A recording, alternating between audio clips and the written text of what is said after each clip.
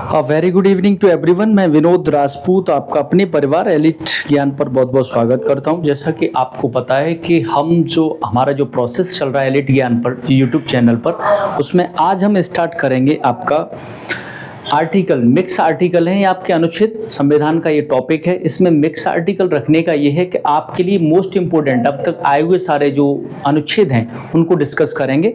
ये top 35 questions हैं, लेकिन 35 नहीं है ये 35 मल्टीप्लाई बाई 4 यानी 140 क्वेश्चंस हैं। आप डिस्कशन पर ज़्यादा फोकस रखें। मैं 4 ऑप्शंस के साथ आपके साथ जाऊंगा, तो बने रहिए हमारे साथ। डिस्कस करते हैं आज का पहला प्रश्न। और पहला प्रश्न है आज का कि भारत के अटॉर्नी जनरल जो महान्यायवादी होते हैं का वर्णन संविधान के किस अनुच्छेद में किया गया है। आपके ऑप्शन है, क्या वो आर्टिकल 72 में किया गया है, ऑप्शन बी है आर्टिकल 76 यानी 76 में किया गया है, ऑप्शन सी है आपका आर्टिकल 148 में, और ऑप्शन डी है आपका क्या आर्टिकल 280 में किया गया है। इसका जो राइट आंसर है आपका वो है कि अटॉर्नी जनरल का जो संबंध है, जो वर्णन है, वो आर्टिकल 76 के अंतर्गत किया गया है। आपको बता दूं कि इसके अलावा जो ऑप्शंस में दे रखे हैं, जैसे आर्टिकल 72 है, तो आर्टिकल 72 के अनुसार क्षमादान की प्रक्रिया होती है, यानी जो राष्ट्रपति होते हैं वो किसी भी व्यक्ति फांसी तक को क्षमा कर सकते हैं। इसका प्रावधान आर्टिकल 72 के अंतर्गत दिया गया है। एक आर्टिकल दे रखा है 280, तो आर्टिकल 280 होता है वित्त आयोग से संबंधित, यानी केंद्र और राज्यों के बीच जो टैक्स है उसका बंटवारा कैसे किया जाए, वो आर्टिकल है 280 के अंतर्गत, यानी वित्त आयोग के अंतर्गत आता है। याद रखिएगा। नेक्स्ट क्वेश्चन की ओर चलते हैं। नेक्स्ट क्वेश्चन है आपका कि राष्ट्रपति को क्षमादान जो पार्डन पावर है वो शक्ति किस अनुच्छेद के तहत प्राप्त है। आपके ऑप्शंस हैं, क्या वो आर्टिकल 152 है, ऑप्शन बी है क्या आर्टिकल 61 है, ऑप्शन सी है आर्टिकल 72 है, और ऑप्शन डी है क्या वो आर्टिकल 123 है। इसका जो राइट आंसर है आपका वो है आर्टिकल 72। आर्टिकल 72 के अनुसार क्षमादान की प्रक्रिया होती है, क्षमादान की शक्ति होती है राष्ट्रपति के पास। लेकिन राष्ट्रपति का पद किस आर्टिकल में है, तो राष्ट्रपति के पद का जो प्रावधान है वो आर्टिकल 52 के अंतर्गत आता है। आर्टिकल 61 पूछा जाए किससे संबंधित, जो कि ऑप्शन बी पर है, तो आर्टिकल 61 संबंधित है आपका राष्ट्रपति पर महाभियोग से। जब भी यानी इम्पीचमेंट ऑन प्रेसिडेंट, आपको बता दूं कि महाभियोग का मतलब ये है कि जब राष्ट्रपति कोई संवैधानिक प्रक्रिया से काम नहीं करते हैं, असंवैधानिक कोई कार्य कर देगा, तो उसके लिए आर्टिकल 71 के अनुसार उस पर महाभियोग चलाया जा सकता है और उसे पद से पदच्युत किया जा सकते हैं, पद से हटाया जा सकता है। ये प्रक्रिया आपकी उसके अंतर्गत आती है, तो याद रखें। नेक्स्ट क्वेश्चन की ओर चलते हैं। नेक्स्ट क्वेश्चन है आपका कि समान नागरिक संहिता जो यूनिफॉर्म सिविल कोड है का प्रावधान किस अनुच्छेद के अंतर्गत दिया गया है। आपसे पूछा जाए कि यूनिफॉर्म जो सिविल कोड है वो किस अनुच्छेद में है। आपके ऑप्शन है क्या अनुच्छेद 40 में है, ऑप्शन बी क्या अनुच्छेद 44 में है, ऑप्शन सी आपका अनुच्छेद 48 में है, और ऑप्शन डी है आपका अनुच्छेद 50 में है। इसका जो राइट आंसर है आपका वो है आर्टिकल 44 यानी अनुच्छेद 44 में है यूनिफॉर्म सिविल कोड, और इसे लागू करने वाला प्रथम राज्य पूछा जाए तो वो आपका उत्तराखंड है। ये आप याद रखिएगा। उत्तराखंड राज्य पहला वो राज्य है जिसने यूजीसी यानी यूसीसी को लागू किया था, माफी चाहूंगा। और इसके अंतर्गत आपको बता दूं कि आर्टिकल 40 में पूछा जाए क्या है, तो ग्राम पंचायतों के गठन के बारे में बात की गई है। ये सब आपका राज्य के नीति निर्देशक तत्वों के अंतर्गत है, जो 36 से लेके आर्टिकल 51 तक इसकी प्रक्रिया है, जो कि आयरलैंड से लिए गए थे। याद रखिएगा। नेक्स्ट क्वेश्चन की ओर चलते हैं। नेक्स्ट क्वेश्चन है आपका कि ग्राम पंचायतों के गठन का वर्णन संविधान के किस अनुच्छेद में दिलाया गया है। आपके ऑप्शन है क्या आर्टिकल 39A है, ऑप्शन बी है क्या आर्टिकल 40 है यानी 40 है, ऑप्शन सी आर्टिकल 49 है, और ऑप्शन डी है क्या वो आर्टिकल 214 है। इसका जो राइट आंसर है आपका वो है अनुच्छेद 40। अनुच्छेद 40 में ग्राम पंचायतों के गठन से संबंधित प्रावधान किए गए हैं, और ये गांधी जी की एक सपना था उनका कि ग्राम पंचायतों का गठन किया जाए और जो विकास है, जो विकसित हो भारत, वो ग्रामीण से लेके शहरी तक जाए। ये इसका अनुभव है। नेक्स्ट क्वेश्चन की ओर आते हैं। नेक्स्ट है आपका कि संसद, राज्यसभा और लोकसभा की संरचना का सही अनुच्छेद क्रम सरल क्या है। यानी इसमें पूछ रहा है कि आपकी संसद है, राज्यसभा है और लोकसभा, ये किस किस आर्टिकल के अंतर्गत हैं। आपके ऑप्शन है क्या 79, 80 और 81 में। ऑप्शन बी है क्या 80, 81, 82 में है। ऑप्शन सी है आपका क्या 78, 79 और 80 में है। ऑप्शन डी है क्या 81, 82 और 83 में है। इसका जो राइट आंसर है आपका वो ऑप्शन नंबर ए, यानी इसको सरलतम रूप में हम लिख सकते हैं, जो कि यहाँ सरल लिखा है। स का मतलब संसद है और संसद किस में है, आर्टिकल 79 के अनुसार संसद का वर्णन किया गया है। संसद किसको मिलकर बनती है, अगर ये आपसे पूछा जाए तो आपका लोकसभा, राज्यसभा और राष्ट्रपति को मिलकर संसद का निर्माण होता है। जिसमें बता दूं कि राज्यसभा का जो आपका प्रावधान है वो आर्टिकल 80 के अनुसार भारत में एक राज्यसभा होगी, जो कि एक स्थायी सदन होता है। इसका ये कभी भंग नहीं किया जा सकता राज्यसभा को। राज्यसभा में सदस्यों का कार्यकाल 6 वर्ष का होता है, जबकि लोकसभा आर्टिकल 81 के अंतर्गत है और उसमें जो सदस्यों का कार्यकाल होता है वो आपका 5 वर्ष का होता है। आपको बता दूं कि लोकसभा की जो एज चाहिए वो 25 वर्ष चाहिए, राज्यसभा के लिए 30 वर्ष की एज की आवश्यकता यानी उम्र की आवश्यकता होती है। तो ये सब इंपॉर्टेंट फैक्ट है, याद रखिएगा। जबकि राष्ट्रपति के पद का प्रावधान अगर पूछा जाए आपसे तो आर्टिकल 52 के अंतर्गत आता है। नेक्स्ट क्वेश्चन की ओर चलते हैं। नेक्स्ट आपका कि राष्ट्रपति की अध्यादेश जो ऑर्डिनेंस है जारी करने की शक्ति किस अनुच्छेद में दी गई, यानी राष्ट्रपति ऑर्डिनेंस कब जारी कर सकता है, अध्यादेश कब लेके आ सकता है। आपके ऑप्शन है अनुच्छेद 213 में, ऑप्शन बी अनुच्छेद 123 में, ऑप्शन सी है आपका अनुच्छेद 143 और ऑप्शन डी है अनुच्छेद 110 में। इसका जो राइट आंसर है वो है कि राष्ट्रपति अपनी अध्यादेश शक्ति को लागू करते हैं वो आर्टिकल 123 के अनुसार करते हैं। लेकिन पूछा जाए कि जो राज्यपाल होते हैं राज्यों में वो अपनी किसके अनुसार अध्यादेश लेके आते हैं, तो आर्टिकल 213 के अनुसार।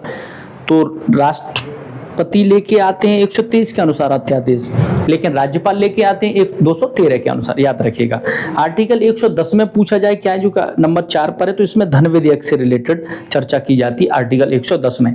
लेकिन पूछा जाए कि बजट किस आर्टिकल में है, सबसे पहले तो आपको बता दूं कि बजट नाम का शब्द भारतीय संविधान में नहीं है। भारतीय संविधान में बजट की जगह है वार्षिक वित्तीय विवरण, जो कि अनुच्छेद 112 के अंतर्गत आता है, याद रखिएगा। नेक्स्ट क्वेश्चन की ओर चलते हैं। नेक्स्ट है आपका कि वित्त आयोग जो फाइनेंस कमीशन होता है आपका का गठन किस अनुच्छेद के अंतर्गत किया जाता है। आपके ऑप्शन है अनुच्छेद 266, ऑप्शन बी अनुच्छेद 267, ऑप्शन सी है अनुच्छेद 280 और ऑप्शन डी है आपका अनुच्छेद 360। इसका जो राइट आंसर है आपका वो है आपका जो वित्त आयोग है, फाइनेंस कमीशन है, उसका जो संबंध है, उसका जो प्रावधान है वो आर्टिकल 280 के अंतर्गत है। आपको बता दूं कि फाइनेंस कमीशन का कार्य क्या है। फाइनेंस कमीशन का कार्य है कि केंद्र और राज्यों के बीच जितना हम टैक्स कलेक्ट करते हैं, जितना कर आता है, उसे केंद्र और राज्यों के बीच डिस्ट्रीब्यूट करवाने का काम होता है किसका, वित्त आयोग का। और इसके अध्यक्ष होते हैं वित्त मंत्री। वर्तमान में पूछा जाए कि इसके अध्यक्ष कौन है, तो निर्मला सीतारमण इसकी अध्यक्ष हैं। आर्टिकल 266 का संबंध पूछा जाए तो संचित नदी से है, भारत की जो संचित नदियां होती हैं उससे रिलेटेड है। आर्टिकल 360 पूछा जाए तो इसका संबंध है वित्त काल, जो वित्त आपातकाल लगता है, वित्तीय आपातकाल से। आपको बता दूं कि भारत में 3 प्रकार के आपातकाल की जो बताई गई है, उसमें 352 के अनुसार राष्ट्रीय आपातकाल होता है, जो कि भारत में 3 बार लग चुका है। 356 के अनुसार राष्ट्रपति शासन होता है और 360 में वित्तीय आपातकाल होता है। भारत में अब तक कभी भी वित्तीय आपातकाल नहीं लगा है, याद रखिएगा। नेक्स्ट क्वेश्चन की ओर चलते हैं। नेक्स्ट आपका कि सर्वोच्च न्यायालय जो सुप्रीम कोर्ट का जो न्यायिक पुनर्वलोकन, जो जुडिशियल रिव्यू का अधिकार किस अनुच्छेद में है। आपके ऑप्शन है आर्टिकल 137 में, option B article 143, option C है आपका आर्टिकल 148 और ऑप्शन डी है आर्टिकल 226। इसका जो राइट आंसर है आपका वो है आपका आर्टिकल 137 के अकॉर्डिंग जो सुप्रीम कोर्ट है उसे न्यायिक पुनर्वलोकन का अधिकार होता है, याद रखिएगा। आर्टिकल 226 के अनुसार आप हाई कोर्ट में रिट डाल सकते हैं, जबकि सुप्रीम कोर्ट में रिट के लिए आपको आर्टिकल 32 का साथ चाहिए। 32 के अनुसार सुप्रीम कोर्ट में आप अपना रिट जारी करवा सकते हैं। नेक्स्ट क्वेश्चन की ओर चलते हैं। नेक्स्ट है आपका कि संसद के दोनों सदनों की संयुक्त बैठक जो जॉइंट सिटिंग जो मीटिंग है उसका प्रावधान किस अनुच्छेद में है। आपके ऑप्शन है अनुच्छेद 110 में है, ऑप्शन बी है क्या अनुच्छेद 108 में है, ऑप्शन सी है अनुच्छेद 93 में है और ऑप्शन डी है आर्टिकल 81 के अंतर्गत है। इसका जो राइट आंसर है आपका वो है आर्टिकल 108 के अनुसार राष्ट्रपति संयुक्त जो अधिवेशन है उसे बुला सकता है, संयुक्त बैठक बुला सकता है, लेकिन उसकी अध्यक्षता कौन करेगा? उसकी अध्यक्षता लोकसभा अध्यक्ष ही करते हैं। और लोकसभा किस आर्टिकल में? आर्टिकल 81 के अंतर्गत लोकसभा का प्रावधान है। 80 में राज्यसभा है, याद रखिए। संसद का प्रावधान आर्टिकल 79 में मैं आपको पहले बता चुका हूं। नेक्स्ट इसमें एक और चीज पूछी जा सकती है कि जो ज्वाइंट मीटिंग है वो बुलाई जाएगी, ज्वाइंट सेटिंग, उसकी अध्यक्षता कौन करेंगे? तो उसकी अध्यक्षता करते हैं लोकसभा अध्यक्ष, और वर्तमान में लोकसभा अध्यक्ष हैं आपके ओम बिरला, याद रखिएगा। और 110 में धन विधेयक से रिलेटेड आपको बताया गया है, ये सब आप याद रखें।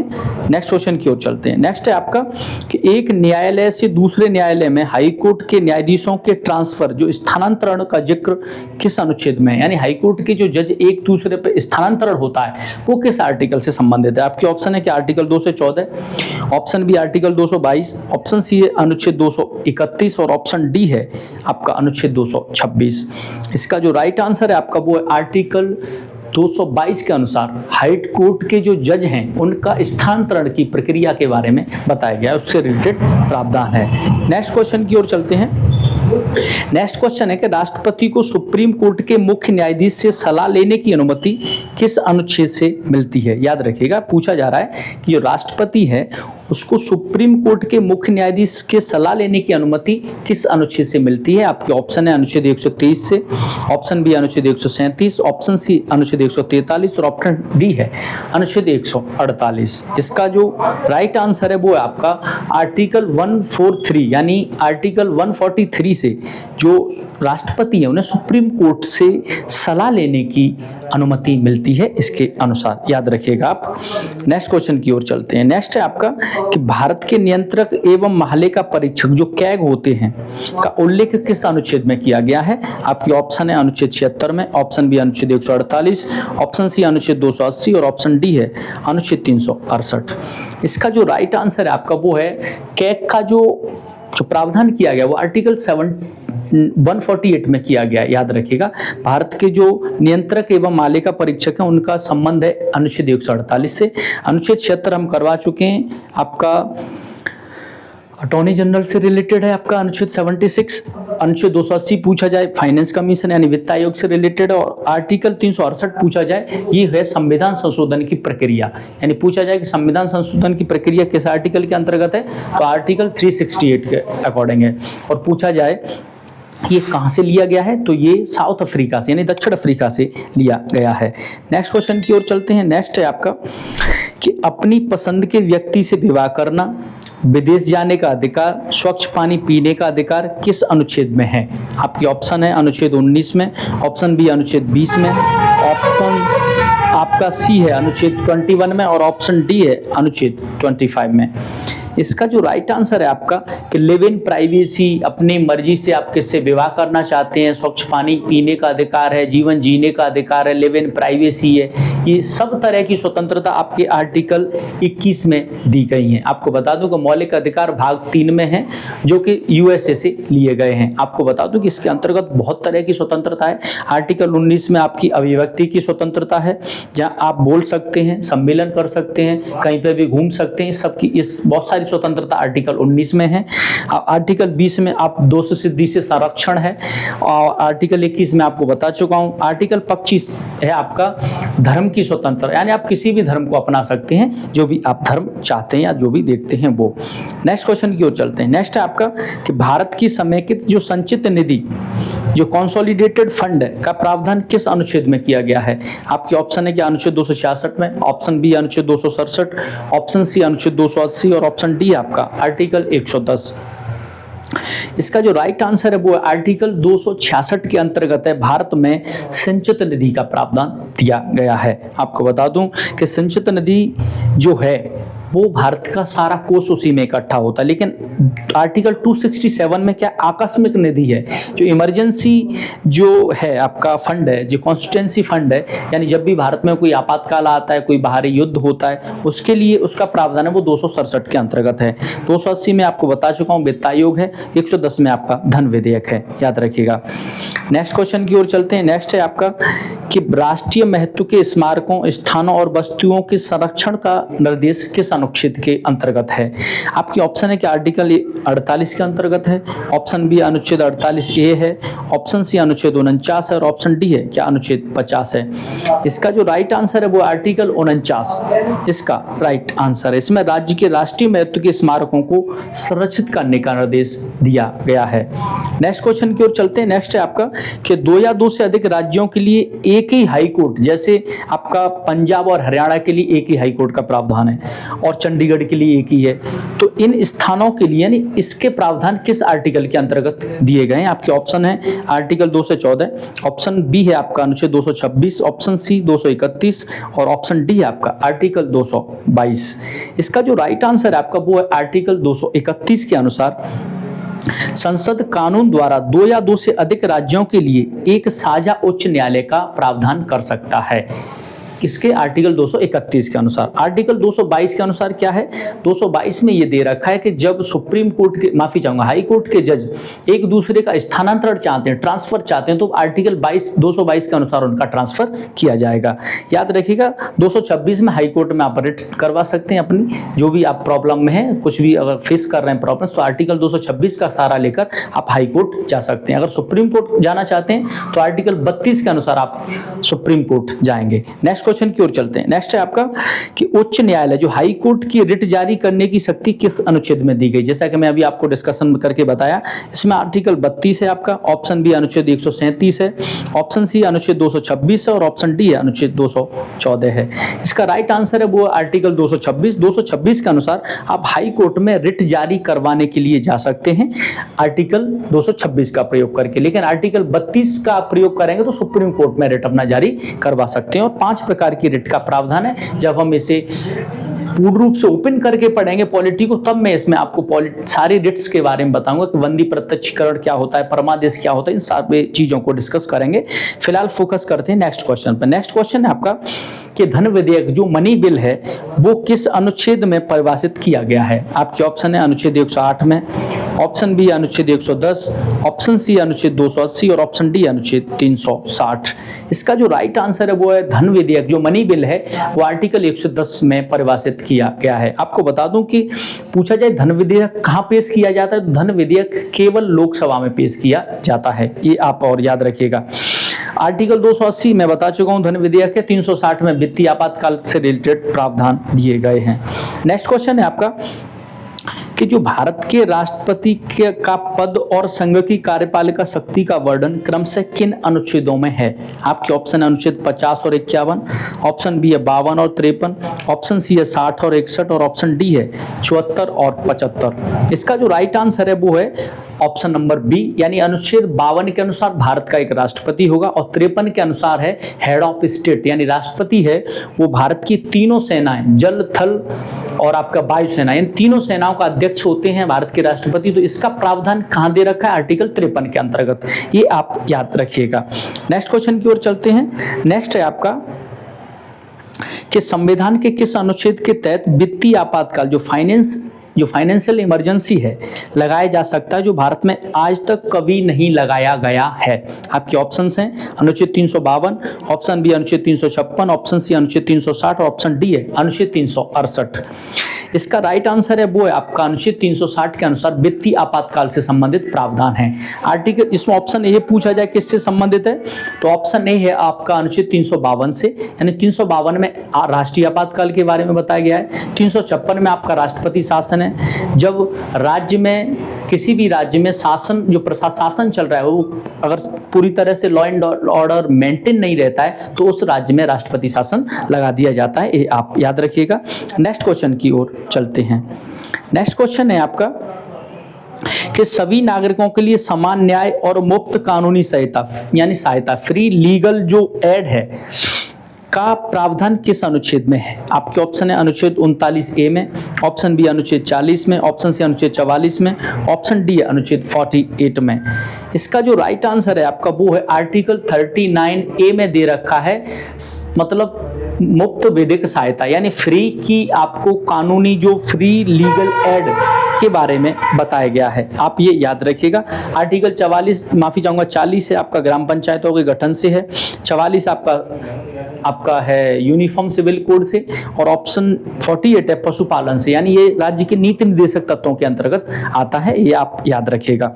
नेक्स्ट क्वेश्चन की ओर चलते हैं। नेक्स्ट है आपका कि राज्य को पर्यावरण की सुरक्षा तथा वन और वन्य जीवों की रक्षा का निर्देश किस अनुच्छेद के अंतर्गत दिया गया है? आपके ऑप्शन है आर्टिकल 49, माफी चाहूंगा आर्टिकल 48, ऑप्शन बी है 48A, ऑप्शन सी है अनुच्छेद 49 और ऑप्शन डी है अनुच्छेद 51A। इसका जो राइट आंसर है आपका वो है अनुच्छेद यानी ऑप्शन नंबर बी अनुच्छेद 48A में दे रखा है आपका। इससे रिलेटेड पर्यावरण की सुरक्षा से रिलेटेड, वन्य जीवों की सुरक्षा से रिलेटेड जो प्रावधान है वो आर्टिकल 48A में दे रखे हैं, याद रखिएगा।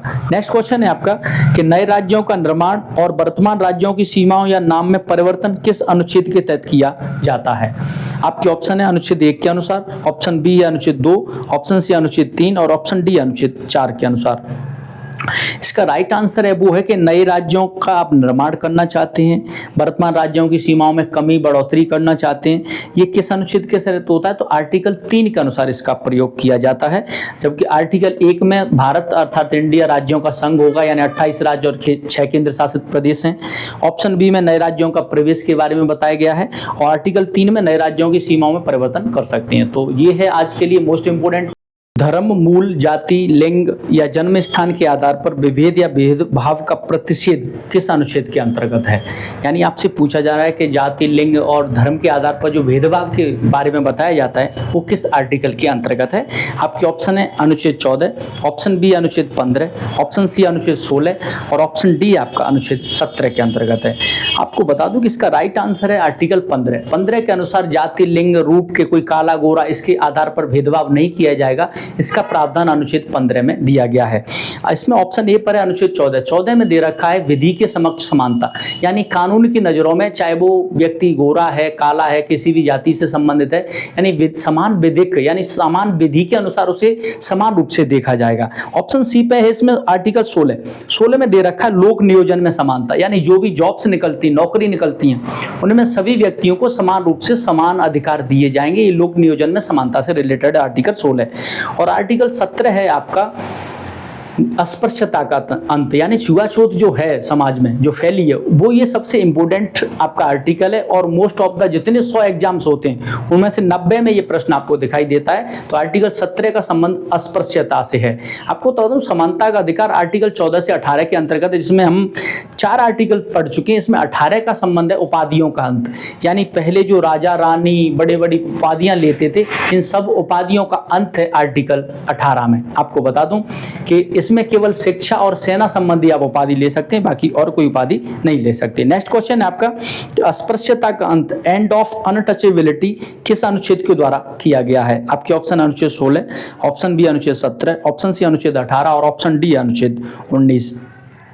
इसका जो राइट आंसर है वो अनुच्छेद 17 में अस्पृश्यता का अंत के बारे में बताया गया, एंड ऑफ अनटचेबिलिटी के बारे में बताया गया है, याद रखिएगा।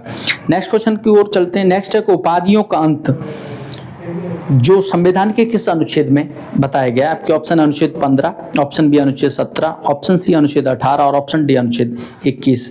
इसका जो राइट आंसर है आपका वो है अनुच्छेद 18 में बताया गया है आपका उपाधियों के अंत के बारे में, आप याद रखिएगा। यानी ओबुलेशन ऑफ टाइटल्स, जो एबुलेशन है जो टाइटल्स होते थे उन टाइटल्स का एंड के बारे में इसी में बताया गया है। नेक्स्ट है आपका कि अपराधों के लिए दोष सिद्धि से संरक्षण जो protection in respect of conviction का जो संबंध है वो किस अनुच्छेद से है? आपके ऑप्शन अनुच्छेद 19, ऑप्शन बी अनुच्छेद 20, ऑप्शन सी अनुच्छेद 21 और ऑप्शन डी अनुच्छेद 22। इसका जो राइट आंसर है वो अनुच्छेद 20 में दे रखा है आपका कि दोष सिद्धि से संरक्षण के बारे में। आपको बता दूं कि आर्टिकल 19 अभिव्यक्ति की स्वतंत्रता के बारे में, जिसमें 6 प्रकार की स्वतंत्रता बताई गई है। आर्टिकल 21 आपका जीवन जीने का अधिकार है। आप लव मैरिज करना चाहते हैं तो आर्टिकल 21 को फॉलो करिए और आप लव मैरिज कर सकते हैं, यानी प्रेम विवाह कर सकते हैं। आर्टिकल 22 है आपका गिरफ्तारी से निवारण निरोध, यानी आपको कोई ऐसी अरेस्ट नहीं करेगा। अगर कोई आपको अरेस्ट करने आ रहा है तो you have to ask first कि व्हाट इज द प्रॉब्लम, इसके बारे में आर्टिकल 22 में बताया गया है। नेक्स्ट क्वेश्चन की ओर चलते हैं। नेक्स्ट है आपका कि मानव के दुर्व्यवहार, जो ह्यूमन ट्रैफिकिंग होता था, यानी मानव बेचा जाता था इधर से उधर, उसके खिलाफ बहुत सारी चीजें की जाती, तो मानव के दुर्व्यापार और बलात्श्रम जो फोर्स लेबर है का प्रतिषेध किस अनुच्छेद में है? आपकी ऑप्शन है अनुच्छेद 23 में, ऑप्शन बी अनुच्छेद 24, ऑप्शन सी अनुच्छेद 25 और ऑप्शन डी है अनुच्छेद 21 में। इसका जो राइट आंसर है वो है जो आपका मानव दुर्व्यवहार है और बलात्श्रम के बारे में आर्टिकल 23 में बताया गया है, ये आप याद रखिए। जबकि आर्टिकल 24 में बताया गया है कि जो कारखानों में बालकों या बच्चों के नियोजन पर रोक का प्रावधान है आर्टिकल 24 के अनुसार। 25 में आपका किसी भी धर्म को अपनाने की स्वतंत्रता है, यानी आप हिंदू, मुस्लिम, सिख, ईसाई अपने धर्म की रक्षा कर सकते हैं, किसी भी धर्म को अपना सकते हैं, उसकी स्वतंत्रता आर्टिकल 25 में है। आर्टिकल 21 में आपका लिव इन प्राइवेसी, आपको बता चुका हूँ, जीवन जीने का अधिकार है। नेक्स्ट क्वेश्चन है आपका कि शिक्षा संस्थानों की स्थापना और प्रशासन करने का अल्पसंख्यक वर्गों, जो माइनॉरिटीज हैं, का अधिकार किस अनुच्छेद में है? आपके ऑप्शन है अनुच्छेद 28 में है, ऑप्शन बी अनुच्छेद 29 में है, ऑप्शन सी अनुच्छेद 30 में और ऑप्शन डी अनुच्छेद 32 में है। इसका जो राइट आंसर है वो अनुच्छेद 30 में दे रखा है। अल्पसंख्यक जो माइनॉरिटी हैं वो अपना खुद का विद्यालय खोल सकते हैं, कोई संस्था खोल सकते हैं, कोचिंग चला सकते हैं। ये इस चीज का जो प्रावधान है वो आर्टिकल 30 में दे रखा है। आर्टिकल 32 को डॉक्टर बी.आर. अम्बेडकर ने संविधान की आत्मा कहा था, संवैधानिक अधिकारों का आत्मा कहा था इसे, आर्टिकल 32 को याद रखिएगा। नेक्स्ट क्वेश्चन की ओर चलते हैं कि लोकसभा अध्यक्ष और उपाध्यक्ष, जो स्पीकर एंड डिप्टी स्पीकर से संबंधित प्रावधान किस अनुच्छेद में है? आपके ऑप्शन है अनुच्छेद 79 में, ऑप्शन बी अनुच्छेद 81, ऑप्शन सी अनुच्छेद 93 और ऑप्शन डी अनुच्छेद 110। इसका जो राइट आंसर है कि जो लोकसभा के स्पीकर और डिप्टी स्पीकर का जो प्रावधान है वो आर्टिकल 93 यानी 93 के अंतर्गत है। आर्टिकल 79 में संसद का प्रावधान है, आर्टिकल 81 में आपका लोकसभा है, 80 में राज्यसभा है और 110 में धन विधेयक है, आप याद रखिएगा। ये मोस्ट इंपोर्टेंट फैक्ट है, जितना मैं आपको एक्सप्लेनेशन में बता रहा हूँ ये मोस्ट इंपोर्टेंट है, उससे भी जितना ये क्वेश्चन है, याद रखिएगा। नेक्स्ट क्वेश्चन की ओर चलते हैं। नेक्स्ट है कि संविधान संशोधन की प्रक्रिया संविधान के भाग 20 में किस अनुच्छेद के तहत आती है? आपके ऑप्शन अनुच्छेद 352, ऑप्शन बी अनुच्छेद 356, ऑप्शन सी है आप अनुच्छेद 360 और ऑप्शन डी है आर्टिकल 368। इसका जो राइट आंसर है आपका वो ऑप्शन नंबर डी, यानी अनुच्छेद 368 के अंतर्गत है संविधान संशोधन की प्रक्रिया, जो कि भाग 20 में आती है और आर्टिकल 368 में है। और ये कहां से लिया गया है? तो दक्षिण अफ्रीका से लिया गया है, आप याद रखिएगा। नेक्स्ट क्वेश्चन की ओर चलते हैं। नेक्स्ट है कि मंत्रिपरिषद की नियुक्ति और अयोग्यता का वर्णन संविधान का कौन सा अनुच्छेद करता है? आपके ऑप्शन है अनुच्छेद 53, ऑप्शन बी अनुच्छेद 74, ऑप्शन डी सी है अनुच्छेद 75, ऑप्शन डी है अनुच्छेद 76। इसका राइट आंसर है वो आर्टिकल 75 के अनुसार मंत्रिपरिषद की नियुक्ति और अयोग्यता का वर्णन संविधान के इस अनुच्छेद के अंतर्गत आता है। आर्टिकल 53 में पूछा जाए क्या है, तो राष्ट्रपति तीनों सेनाओं का अध्यक्ष होंगे, यानी हेड ऑफ स्टेट का प्रावधान आर्टिकल 53 के अंतर्गत है। 74 के अनुसार भारत का एक प्रधानमंत्री होगा ये, और उससे संबंधित एक मंत्रिपरिषद होगी। इसका जो प्रावधान है वो आर्टिकल 74 में है। आर्टिकल 76 में अटॉर्नी जनरल के बारे में बताया गया, आप याद रखिएगा। नेक्स्ट क्वेश्चन है आपका कि बोलने की स्वतंत्रता, फ्रीडम ऑफ स्पीच है आपका, का अधिकार किस अनुच्छेद के अंतर्गत आता है, किसमें संरक्षित है? आपके ऑप्शन अनुच्छेद 14 में है, ऑप्शन अनुच्छेद 19 में है, ऑप्शन सी अनुच्छेद 20 में है और ऑप्शन डी आपका अनुच्छेद 21 में है। देखो, इसका जो फ्रीडम ऑफ स्पीच का जो स्वतंत्रता है वो है आपकी आर्टिकल 19 के अंतर्गत। 19A में आप अभिव्यक्ति की स्वतंत्रता है, इसी में प्रेस भी इसी में अंदर आता है। जो चौथा स्तंभ है आपके डेमोक्रेसी का, फोर्थ पिलर कहा जाता है जो प्रेस को, वो भी इसी के अंतर्गत आता है आर्टिकल 19 में, याद रखिएगा। 14 में विधि के समक्ष समानता, यानी कानून की नज़र में आप सब समान हो। आर्टिकल 20 में दोष सिद्धि से संरक्षण है और आर्टिकल 21 आपका लिव इन प्राइवेसी यानी जीवन जीने का अधिकार है, आपको पानी पीने का अधिकार है, भोजन का अधिकार है, ये सब अधिकार आपको आर्टिकल 21 देता है, मोस्ट इंपोर्टेंट है। नेक्स्ट आपका विधि के समक्ष समानता और विधियों के समान संरक्षण का अधिकार किस अनुच्छेद से संबंधित है? आपके ऑप्शन अनुच्छेद 14, ऑप्शन बी अनुच्छेद 15, ऑप्शन सी अनुच्छेद 16 और ऑप्शन डी है अनुच्छेद 17। इसका राइट आंसर है वो कि विधि के समक्ष समानता आपको दी गई है वो आर्टिकल आर्टिकल 14 में दी गई। इसके अलावा आर्टिकल जो 15 दे रखा है वो जाति लिंग रूप के आधार पर आपके साथ भेदभाव नहीं किया जाएगा, आर्टिकल 15 में है।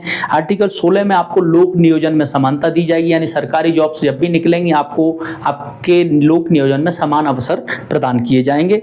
ईवीएस का संबंध, ईडब्ल्यूएस का अगर संबंध पूछा जाए कि किस आर्टिकल में, ये लेटेस्ट क्वेश्चन है और आया भी है, तो आर्टिकल 16 के सब क्लॉज 6 में दे रखा है ईडब्ल्यूएस का संबंध, यानी इकोनॉमिक वीकर सेक्शन है, आर्थिक रूप से पिछड़े हुए व्यक्तियों के अगर उसके आरक्षण के बारे में बताएगा तो आर्टिकल 16 के 6 में बताया गया है, आप याद रखिएगा। 17 में आपका छुआछूत या अस्पृश्यता का अंत बताया गया है। आज का अंतिम प्रश्न है कि कौन सा अनुच्छेद राज्य के राज्यपालों जो गवर्नर्स की व्यवस्था से संबंधित है। आपके ऑप्शन है अनुच्छेद 123, ऑप्शन बी अनुच्छेद 143, ऑप्शन अनुच्छेद 153, ऑप्शन डी अनुच्छेद 213। इसका जो राइट आंसर है आपका वो है अनुच्छेद 153 के अंतर्गत राज्यों में राज्यपाल के बारे में बताया गया, यानी प्रत्येक राज्य में एक राज्यपाल होगा, इसके बारे में बताया गया है। याद रखिएगा, ये मोस्ट इंपोर्टेंट क्वेश्चन मैंने टॉप 35 आपको करवाएं। बाकी वीडियो देखने के लिए बहुत बहुत थैंक यू। अगर वीडियो आपको पसंद आए, आपको लगे कि हाँ आपके काम का है, तो आप एक बार वीडियो को लाइक करें, चैनल को सब्सक्राइब करें और ज़्यादा से ज़्यादा शेयर करें। आपका सपोर्ट और आपका प्यार ही हमें आगे कुछ और बेहतर करने के लिए प्रेरित करेगा। थैंक यू, धन्यवाद। जय हिंद, जय भारत। धन्यवाद।